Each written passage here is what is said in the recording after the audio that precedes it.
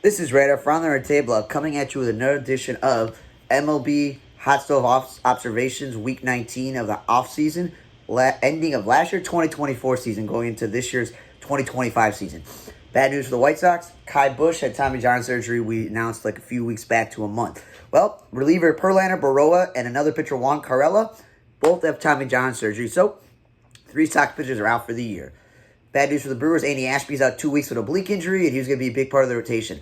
Orioles signed Andrew Kittredge this offseason, but he's going to be out for months with a knee injury. And Grayson Rodriguez is going to start the year in the injury list with an elbow. And Baltimore is really reeling from last year, losing most of their pitching staff and having to trade for guys at the deadline that some of them worked out and some of them did not. They obviously, we didn't re-sign Corbin Burns, so that's not a good thing to lose Grayson Rodriguez to start the season. Mariners, one of their best pitchers, George Kirby, will start the year in the injury list with a shoulder injury, but they have a good rotation. I think they could overcome it, but they need him healthy. Eric Sabrowski is going to start the year in the injury list for Cleveland with an elbow injury. Red Sox, Brian Bello is going to start the year in the injury list with a shoulder injury, which is not good for the Red Sox, Lucas Giolito, which I wrote down here, but I'll just say it. He's having a hamstring injury. He's coming out for Tommy John surgery, so he may not start the year also. That's 2 of the main guys in the top of your rotation with Garrett Crochet and Walker Buehler, so that's not good for them. Nationals are converting infielder Eric Mejia to becoming a pitcher. Let's see if that works out. Erasmo Ramirez is battling a shoulder injury, so he's going to be out for a while. Thomas Pannone has a torn flexor. He's going to be out for a while. Angels think Luis Rengifo won't be ready for opening day with a hamstring injury. Well, the Angels signed a bunch of guys to minor league deals and major league deals who play infield, so they'll have room for him somewhere. Someone on the roster to play for him. Blue Jays re-signed Dylan Tate. The Reds announced they've optioned Ovali Marte. If y'all remember this last year, they gave Jamer Candelario a huge contract. They still had Christian and Canocio Strand, and they had Marte, and they had Spencer Steer, and then he gets suspended, and then Strand gets hurt. So it looks like they're just like, you know what? Maybe he rushed up to the major leagues, and we're going to just say, you know what? Why don't you start the year in the minor leagues, and if we need you or you're killing it in the minor league, we'll bring him up. I think that's a good idea. Padres announced Johnny Brito will stay in the bullpen because their rotation of Nick Pivetta, Yu Darvish, Dylan Cease, Michael King, and I think Matt Waldron, the knuckleballer, is not a bad 1 through 5.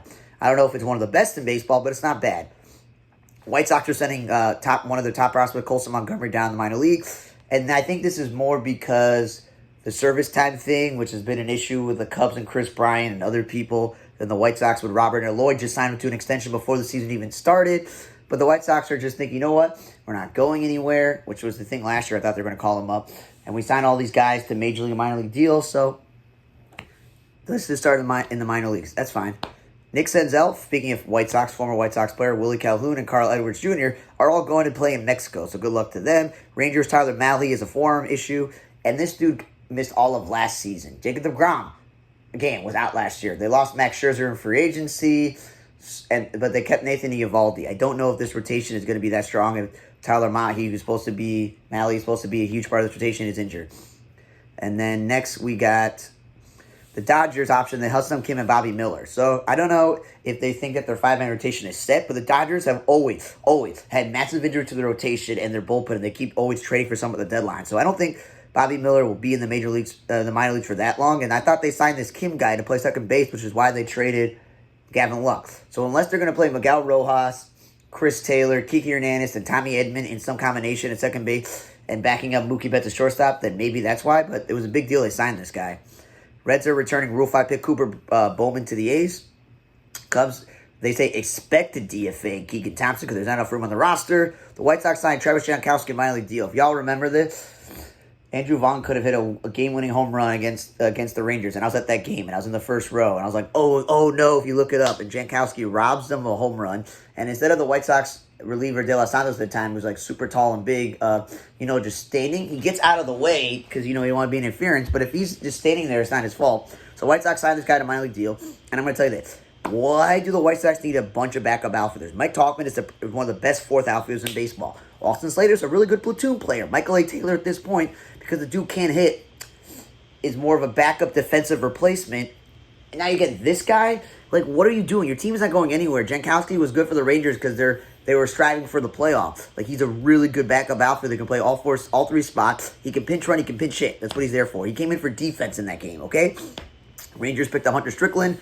At one point, Hunter Strickland was one of the better relievers in baseball, but due to injuries and inconsistency over the last 5 or 6 years, he's bounced around. But if he's healthy and he's proven that he could pitch for the Rangers, that would be good for their bullpen. Bad news for Royals. Bobby Witt Jr. has a forearm injury. They're not sure if he's going to be ready for the start of the season, and that's really major because that's their best player. Jeff McNeil for the Mets is going to start the year on the injury list with a oblique injury, but with all the infielders the Mets do have, I think they're going to be able to overcome that for just a bit of time. And just please don't outfield for Jeff McNeil this year. Cardinals got Phil Maton for a 1-year, $2 million deal, and DFA Bailey Horner, the Tigers picked up. Again, Phil Maton, he's bounced between both New York teams. He's had moments that he was very good and moments he was bad. So the Cardinals are trying to go back to being a playoff team, which they haven't been in 2 years, and that's a good step. Rockies option Drew Romo and Abdel Amore. Cody Bradford for the Rangers, again, starting the year in the Angels with an elbow injury. They just can't catch a break there. Rays cut Jake Brent. The Astros signed Jalen Beeks to a minor league deal. Well, I think he has a very good chance of making the bullpen because the Astros traded Alex Presley this offseason. So, outside of Josh Hader closing and then Brian Abreu throwing gas out of the bullpen, I don't really many guys who are set guaranteed in this Astros bullpen, and this guy's been good before. Bad news for the Yankees. Stanton has major issues in both his elbows, and he's weighing surgeries that will take him out for the entire season. So, if he's out for the entire season, you know what? Let's think outside the box, Yankees. Why don't you put Aaron Judge at DH? I know you're like, oh, Judge wants to play the outfield. No, put him at DH. Keep this man healthy, bubble wrap him so he doesn't get hurt. Take Cody Bellinger, who's not good enough to play center field, especially in his mid-30s right now and can't stay healthy, and put him in the right field and play Gold Glove winner Trent Grisham in center field. Sorry. At least then you could say Bellinger is above average right fielder, Dominguez, whatever he is in left field, and Grisham in center field, and then at least your team gets a way better defense at that point there. Offensively, that it definitely kills them there. The Tigers signed Jose Urquidy to a $1 million deal, and the dude was hurt last year for the Astros, and that's why the Astros didn't re-sign him. The Tigers already made that big move with Jack Flaherty to pair with Therese Skubal, and they got like Mize, Manning, Olsen. They got all these young guys, and they're still paying Kenta Maeda all this money. So Urquidy could just slide in, prove he's healthy.